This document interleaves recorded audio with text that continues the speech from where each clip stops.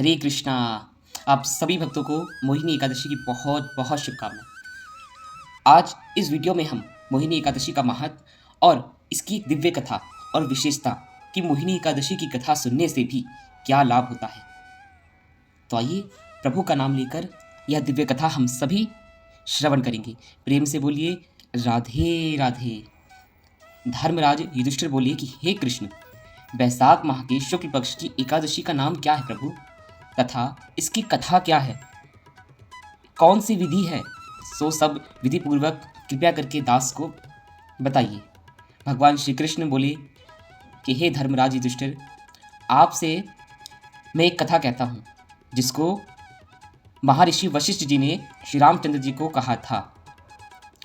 श्री रामचंद्र जी गुरु वशिष्ठ से बोले कि आप कोई ऐसा व्रत मुझे बताइए जिससे समस्त पाप और दुख नष्ट हो जाए। जनक नंदिनी सीता जी के वियोग में मैंने बहुत दुख भोगे हैं, अतः जिससे मनुष्य का कल्याण हो सके कोई ऐसा व्रत बतलाइए प्रभु। वशिष्ठ जी बोले कि हे राम, आपने बहुत ही सुंदर प्रश्न किया है। आपकी बुद्धि अत्यंत शुद्ध और पवित्र है।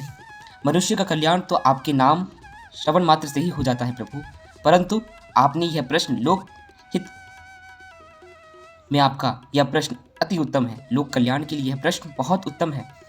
जो एकादशी बैसाख माह की शुक्ल पक्ष में होती है, उस एकादशी का नाम मोहिनी है। इस एकादशी का व्रत करने से समस्त पाप और दुख मनुष्य के नष्ट हो जाते हैं। अतः हे राम, दुखी मनुष्य को इस एकादशी का व्रत अवश्य करना चाहिए। मोहिनी एकादशी के व्रत से समस्त पाप दुख नष्ट हो जाते हैं। इसकी कथा को अब आप ध्यानपूर्वक सुनिए।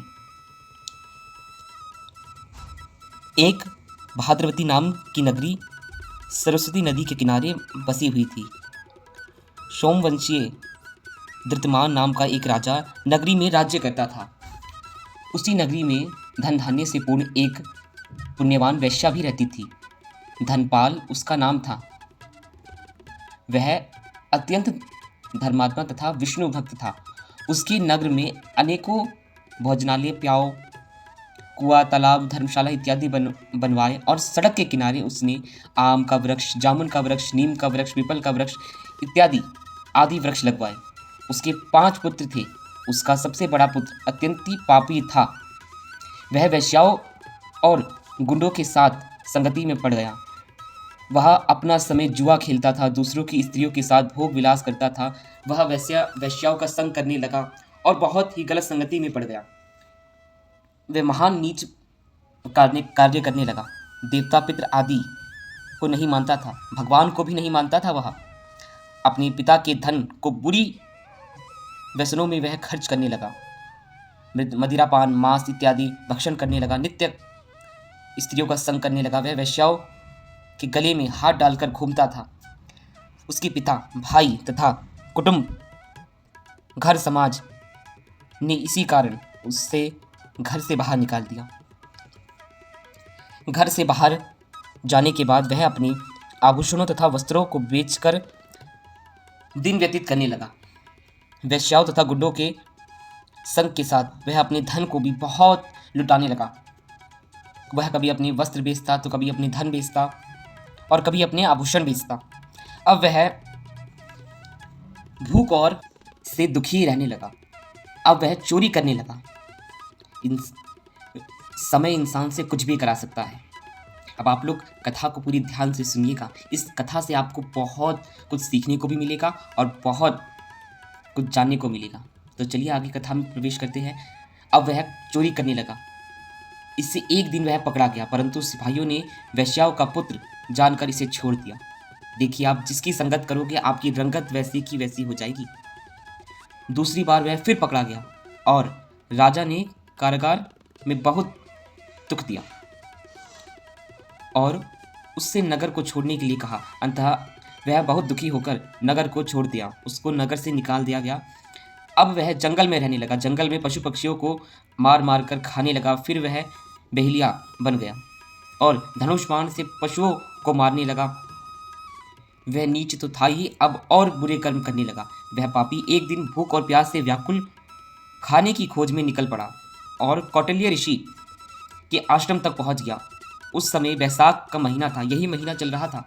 गंगा स्नान करके कौटिल्य ऋषि आए और उनके भीगे वस्त्र के छींटे पड़ जाने मात्र से इस पापी को कुछ सद्बुद्धि प्राप्त हुई। मुनि के पास जाकर वह पापी हाथ जोड़कर कहने लगा कि हे मुनिवर, मैंने अपने जीवन में बहुत पाप किए हैं, बहुत नीच कर्म किए हैं। उन पापों से छुटकारा पाने का कोई एक सरल उपाय बताइए, बिना धन का उपाय कोई बताइए, क्योंकि प्रभु मेरे पास कोई धन नहीं है। मैंने अपने सारा धन, अपने पिता का भी धन वैश्यागमन नीच कामों में लगा दिया। तब कौटिल्य ऋषि बोले कि तू धन्य है कि तुझे एक बार सुधरने का मौका मिला। अब तू ध्यान से सुन। तू बैसाख माह के शुक्ल पक्ष की एकादशी का व्रत कर, जिस एकादशी का नाम मोहिनी एकादशी है। तेरे समस्त पाप इस व्रत करने से नष्ट हो जाएंगे। वह मुनि के वचनों को सुनकर बहुत खुश हुआ और उसने मोहिनी एकादशी का व्रत मुनि के बतलाए हुई विधि के अनुसार ही किया। हे राम जी, उसके समस्त पाप उस व्रत के प्रभाव से नष्ट हो गए। अंततः में गरुड़ पर चढ़कर विष्णु लोक पर गए। मनुष्य को यह एकादशी का व्रत अवश्य करना चाहिए। मनुष्य के मोह आदि इस व्रत से नष्ट हो जाते हैं। इस व्रत के अन्य कोई श्रेष्ठतम व्रत नहीं है संसार में। जो व्रत आपको सब कुछ प्रदान कर सकती है, एकादशी के व्रत में वह सामर्थ्य है।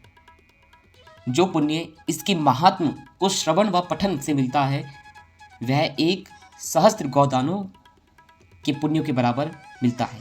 आप सभी भक्त मोहिनी एकादशी का व्रत बड़ी निष्ठा से, बड़ी प्रेम भाव से, संकल्प के साथ मोहिनी एकादशी का व्रत करें। कथा अवश्य श्रवण करें। कथा के साथ ही आपका व्रत पूर्ण होता है। और एकादशी व्रत के बारे में सबको बताइए कि सबका कल्याण हो सके। आप सभी भक्त प्रभु का पूरा दिन नाम सुमिरते रहिए, जो आपको नाम प्रिय है। और गुरु के दिया हुआ मंत्र है तो वह मंत्र जाप कीजिए। हरे कृष्णा, हरि बोल। ओम नमो भगवते वासुदेवाय।